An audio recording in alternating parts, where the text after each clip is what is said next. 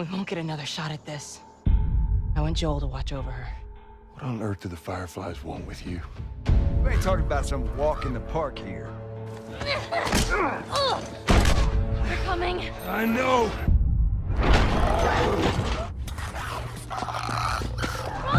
At least they're predictable. It's the normal people that scare me.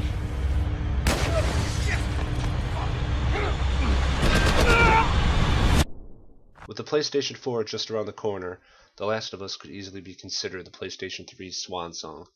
It is an epic adventure game by the developers of the fantastic Uncharted series, and is one of the best games I've played in a long, long time. It's a game that took me a little over 18 hours to complete, but I played it slow, took my time scrounging for supplies and taking in the sights and story. If you blow through the game, you could knock off a few hours, but it would be a disservice to you as a gamer, and Naughty Dog themselves, whose creative talents are poured over every ounce of this game. It's a rare treat to behold. You play as Joel, a broken man who is a survivor of a virus that has turned much of humanity into the infected. These ultra-aggressive creatures attack anyone they are aware of, and after breathing in the spores of infected or having direct contact with them, such as being bitten, a human has about 2 days before becoming infected themselves. They're not zombies, as they're not officially undead, but they're very, very dangerous. Joel ends up taking a job from the leader of a resistance group called the Fireflies to escort a young girl named Ellie out of the city. This is where The Last of Us takes off, as Ellie is the heart and soul of the story. She's one of my favorite characters in a long time. Her growth throughout is the game's strong point, and you really feel for her as you play. The game also goes the way of The Walking Dead in that infected are dangerous, but the real danger to humanity is truly other humans, which is a theme throughout. That's as far as I'm talking story here, though, as going on the adventure is what this game is all about, and I'm not going to spoil anything else here. If you've played Uncharted, you'll feel right at home here. The controls are very similar, and characters feel just like good old Nathan Drake. The difference is in more how you play the game. The Last of Us has a kind of post-apocalyptic feel to it. You'll be traveling through practically deserted cities and locations, scrounging supplies as you go along. Stealth is a major part of gameplay, and you'll be saving bullets when you can, as the world isn't quite flowing with them. At any one time, you may have 4 guns equipped with only 4 bullets or so in each one, so you need to figure out the best course of action to survive. I absolutely love this aspect of the game, as it is very strategic in nature. You get a bow, which takes a little while to get used to, but it's really your only ranged option to silently take out enemies. It feels great once you get it down and start sniping enemies half a screen away, though. My favorite weapons in the game are the Molotovs and nail bombs. I tend to not use these type of weapons in games that much, but here they really shine. You can draw enemies to specific areas using bricks or bottles, and then toss one of these to completely annihilate them. It never really gets old. There is a crafting system in place as well, and it works great. You can scrounge up materials in the environment to craft Molotovs, bombs, health kits, and more. It takes a little time to craft an item, and the game doesn't pause when you do it, so it's best to do so between engagements so you're ready ahead of time. There's also a weapon upgrade system, which lets you improve your weapon's range, fire rate, recoil, and so forth, as well as a character upgrade system, where you can improve health, crafting speed, weapon sway, and other things. You can't fully upgrade Joel in the first playthrough of the game, so you have to make decisions how you want to go. There is a New Game Plus feature, though, that saves your supplements, parts, tools, training manuals that you found before, along with skills and weapon upgrades you purchased, so you can max everything out that second time through. The gameplay is remarkably fun, and all the different things to upgrade and items you need to scrounge around for make it a bit different from your typical third-person shooter. You could go quite a while, actually, without even seeing an enemy at all, just looking for parts and taking in the environment. It gives the game a true feeling of survival, and that is a real strong point here.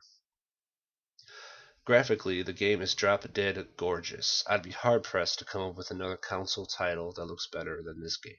From the characters to the environments, the game oozes production value. The animations are fantastic. The way an enemy grabs at you while gasping for air after you sneak up and choke them out is so real looking, it's almost hard to watch sometimes. Lighting is great as well. Actually, just think of the best console games you've ever seen, and pretty much put this right at or near the top of that list. Graphics to me really are not that important, but when they look this good and pull you into a game like they do here, it definitely needs to be expressed how great they truly are. The sound quality here is also a strong point. It's actually important to have great sound in a game like this where stealth is a major factor in gameplay. You could pick up the sound of footsteps so you know where your enemies are. You can use sound to draw enemies to or away from certain areas to either set them up for attack or just sneak past them. Environment sound is good as well as the sound of weapons. Music is very low key here. It kind of just hovers in the background for the most part as you travel around. There's no specific track I can recall, but there's also nothing I remember disliking either. The voice work, though, is absolutely fantastic. Each actor gives a noteworthy performance. There are some truly emotional moments in this game that are brought out by the characters. Some of the best that I've heard. So is that everything you hoped for? Jury's still out. But man, can't deny that view. Come on, this way.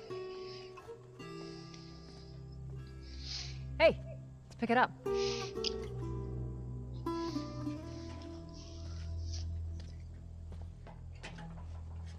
Look, we're almost done. Stay focused. Yes, ma'am.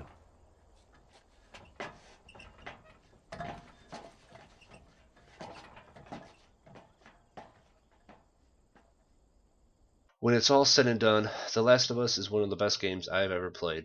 The combination of great gameplay along with a fantastic story with characters I actually care about makes it quite an achievement. The Last of Us is one of those titles that actually crosses mediums, can hit you on an emotional level like a great movie, song, or a book can do. There's always that argument whether or not a video game is art. Well, I dare any naysayers to take this journey, come out on the other side, and tell me they were not emotionally invested in this game. If something moves you like this game can, then it's art. This is the first review I've ever posted, and I feel kind of cheap giving such a score to my first, but I'd be lying to myself if I didn't give it what I think it deserves, and that is nothing less than a 10 out of 10.